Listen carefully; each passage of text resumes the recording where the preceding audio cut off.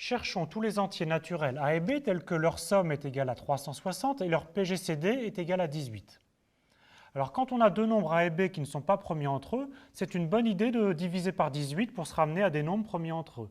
Ça veut dire quoi? Ça veut dire qu'on peut écrire A sous la forme 18 fois A' et B sous la forme 18 fois B', ou bien sûr A' et B' restent des entiers.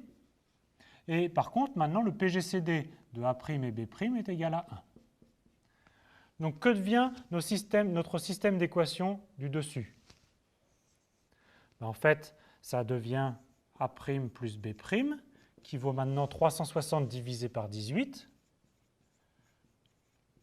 qui vaut 20. Et maintenant, bien sûr, le PGCD de A' et B', on a tout fait pour que le PGCD soit 1. Donc on cherche maintenant les entiers A' et B' dont la somme est 20 et le PGCD est 1. Alors, on va faire juste une énumération de tous les entiers dont la somme est 20. Alors ça commence, on va supposer que A' est plus petit que B'. Donc, par exemple, si A' vaut 0, on a forcément B' qui vaut 20. Si A' vaut 1, ça fait 19, etc. On a tous les couples. On a comme ça 21 couples. Maintenant, on a seulement considéré cette équation. Regardons ce qui se passe pour PGCD de A', B' est égal à 1. Alors le PGCD de 0 et 20 est en fait 20. Le PGCD de 1 et de 19 est bien 1. Le PGCD de 2 et 18, c'est 2, on exclut. Et donc comme ça, en regardant chacune des solutions, on trouve les couples 3, 17, où la somme fait 20 et le PGCD est 1. On trouve aussi 7 et 13, et enfin 9 et 11. Et bien sûr, on a les couples où le second terme est plus grand que le premier, 19, 1, 17, 3, et 13, 7, et 11, 9. Maintenant, on a résolu notre système avec A' et B'. Pour avoir les solutions de notre système initial, il faut multiplier nos solutions par 18, et on trouve la chose suivante. On trouve les couples 18, 342, ce qui correspond à multiplier par 18, 54, 306, 126, 234, et enfin 162, 198. Donc on a trouvé 4 solutions en supposant que le premier terme est plus petit que le second, et donc 8 solutions en tout en échangeant les x et les y.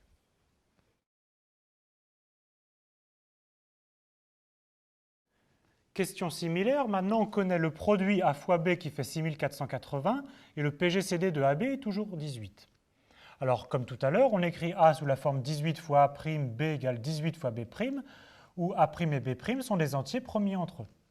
On remplace notre système d'équations par le système équivalent suivant, que A' fois B', c'est maintenant 6480 divisé par 18 fois 18, ce qui fait 20, et PGCD de A', B' est maintenant égal à 1.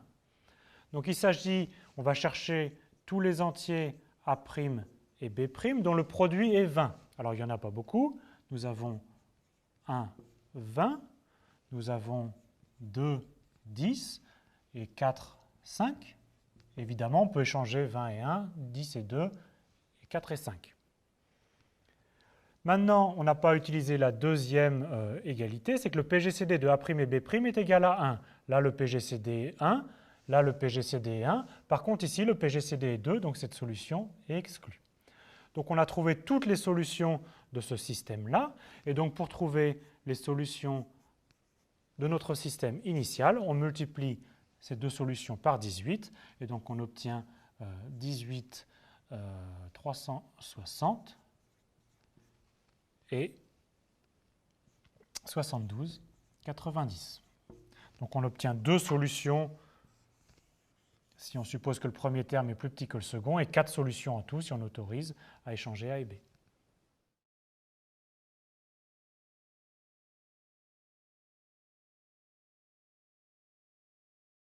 Dès le IIIe siècle, les Chinois savaient résoudre des problèmes d'arithmétique assez compliqués.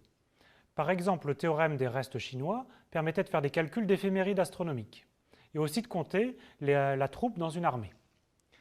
Alors nous avons ici une armée et on demande à la troupe de se rassembler par paquet ici de 7. Donc on a un paquet de 7, deux paquets de 7, et puis on a d'autres paquets de 7, un certain nombre de paquets de 7. Mais à la fin, on a 6 hommes qui n'arrivent pas à se regrouper pour former un paquet de 7. Donc, qu'est-ce que ça nous dit en termes de modulo? C'est-à-dire que notre nombre de soldats, il est congru à 6 modulo 7. On reprend la même troupe et maintenant on demande aux hommes de se regrouper en paquets de 9. Alors les hommes se regroupent en paquets de 9, un paquet de 9, deux paquets de 9, un certain nombre de paquets de 9. Et à la fin, il y en a un qui se retrouve tout seul. Ça veut dire quoi pour notre même nombre de soldats? Ça veut dire que c'est congru à 1 modulo 9. Remarquez que les soldats n'ont pas besoin de savoir compter beaucoup, ils ont juste besoin de savoir compter à 7 ou à 9, donc c'est assez facile. Mais par contre, juste en connaissant les restes, le général savait trouver combien il avait d'hommes dans sa troupe, sans compter le nombre de tas, juste en connaissant le reste. Alors évidemment, là, ça marche si le nombre de soldats est assez petit. Mais si le nombre de soldats est plus grand, on fait des paquets de 7, ensuite des paquets de 9, par exemple des paquets de 11 et des paquets de 13 ou de 15. Et à ce moment-là, on peut compter une armée jusqu'à 10 000 hommes. Alors maintenant, sachant que dans mon armée, j'ai moins de 100 soldats, est-ce que vous pourriez me dire combien il y a exactement de soldats?